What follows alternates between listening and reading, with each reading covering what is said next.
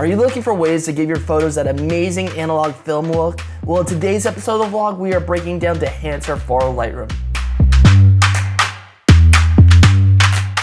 Before we jump into the video, I want to share some really cool news with you. If you're interested in using Dehancer in terms of your photos in Lightroom, Lightroom Classic, and Photoshop, you can get 10% off by using the promo code Lutz at checkout. That is Lutz, Lutz at checkout. It's been a huge game changer in terms of my workflow and how I'm approaching photos. So I highly recommend it. That's promo code Lutz at checkout. All right, now to the tutorial.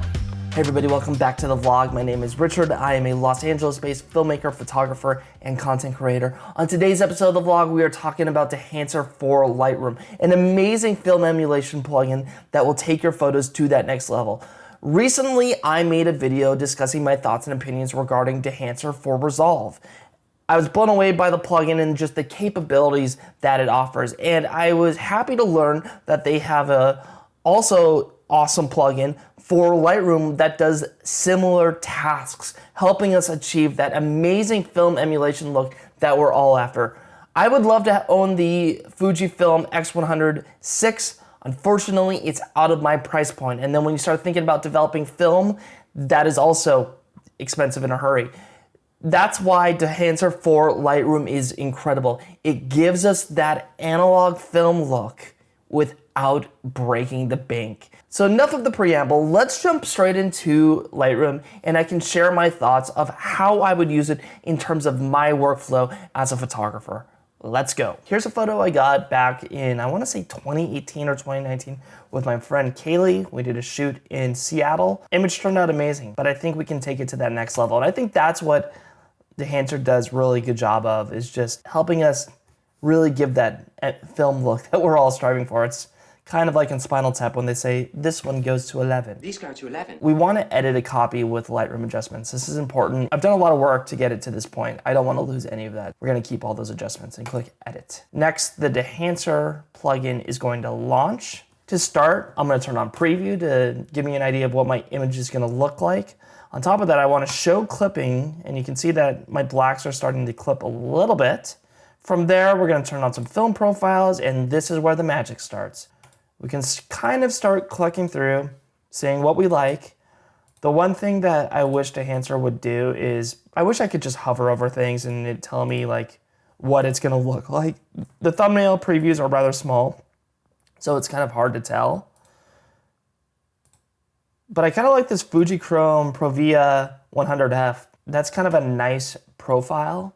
So from there, we're gonna play with this push-pull for a quick sec, see what that does. Let's zero it out, and maybe if I pull down farther. Yeah, I kind of like that right there in terms of pulling it down just a tad. From there, we're gonna go through these settings here. And the cool thing about Dehancer is it gives us a lot of tools here. You don't have to use all of them. You can use them to your discretion. I think there's some really nice things in here that will really help us like achieve that film look. So from there, we're gonna play with the source options here.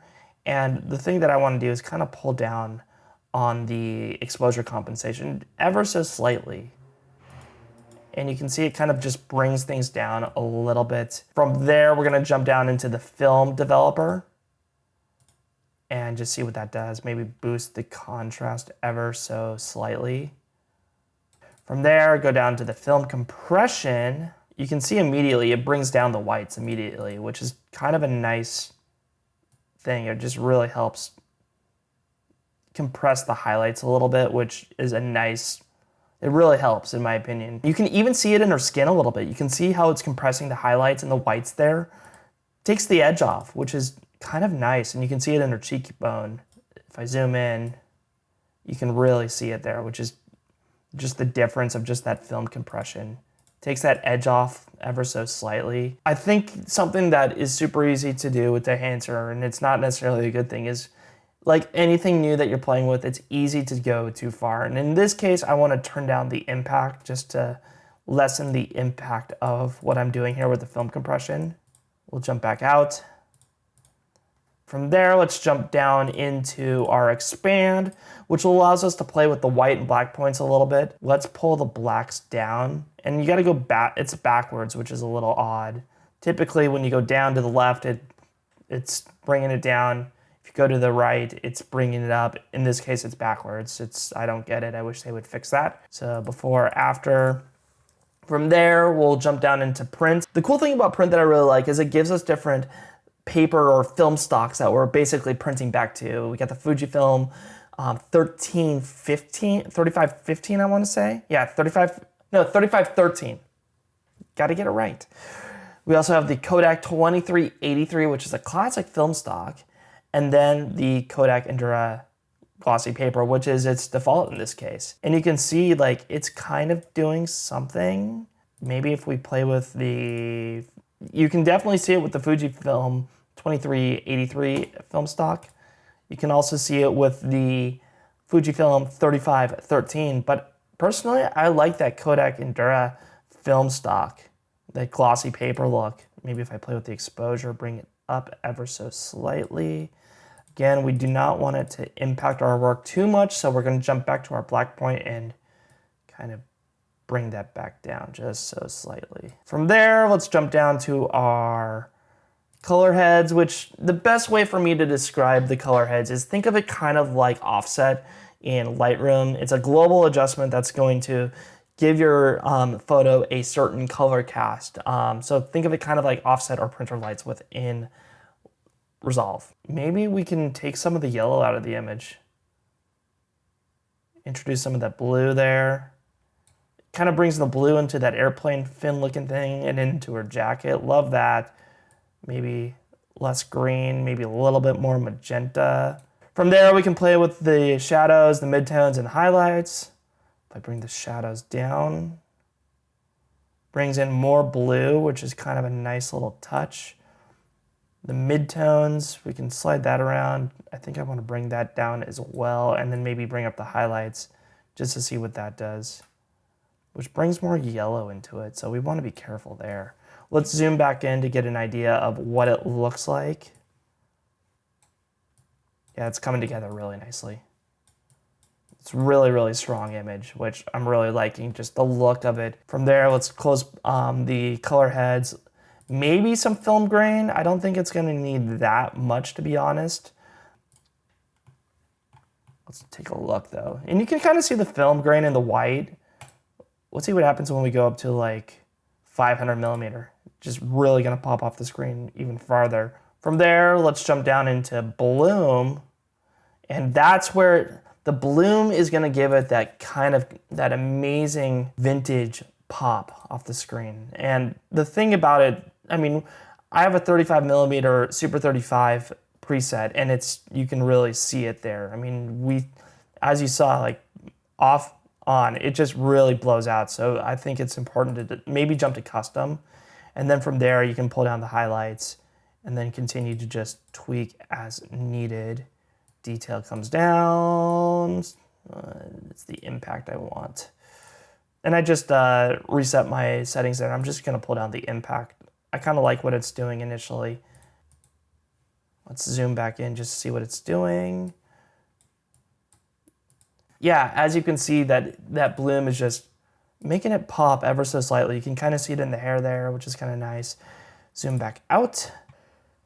That was the before and after. Within a matter of a few minutes, Dehancer is able to create a stunning film look without a ton of work. It really just takes it to that next level. Like I mentioned before, it's like going to 11. These go to 11. I really like just what I can do with images here and just giving it that extra little pop and that little extra magic that takes it over the top. So once we're done, we can click OK, and it will take it back to Lightroom for us. And there it is. And here's the before and after. Overall, I gotta say, I'm blown away by Dehancer. The things that it's able to do in terms of those film emulations that we're all striving for right now is incredible. In today's world, we can still create these things with other options. I could go out and buy a Canon AE1 and start shooting analog film if I wanted to. But as we all know, film gets very expensive very quickly. I think a roll of Cine Still 50D is like $17. That doesn't even factor in the development cost, and that's just for one roll. If we multiply that out over several rolls, it gets very expensive very quickly. There's also the Fujifilm X106 that just came out that's also doing some amazing things with film emulation, but that camera is back ordered and it's gonna set you back $1,600. So not a real economic option, and something that's not gonna allow you to create those film looks anytime soon. You're gonna be waiting probably 6 months. The final option is Lightroom presets sold by other creators, but even then you're limited to what you can do within Lightroom. Yes, it's a recipe and it's an instruction manual from getting from point A to B, but the cool thing about Dehancer for Lightroom is you're able to do that and so much more. You have a lot of options there and different tool sets that you wouldn't normally use to create those classic film looks. Overall, I gotta say, I really like Dehancer. It's a very, very cool plugin for Lightroom. For a year, it's like $129. For lifetime access, it's $200. It's really not that expensive. It's a few $100s, but it's probably some of the best $200 that you're gonna spend for photo editing anytime soon. I'm impressed with it. I'm gonna stand by it. It's something that I'm gonna use in terms of my workload in the future, so I'm excited about that. But if you have thoughts on Dehancer for Lightroom, please put them in the comments below. I would love to hear your thoughts about how you're editing your photos, if Dehancer is something that you would use in terms of your workflow. But that's all the time we got for this episode of the vlog. But as always, create, share, and sustain the life that you want. Get out there and make some awesome work. Thanks, guys.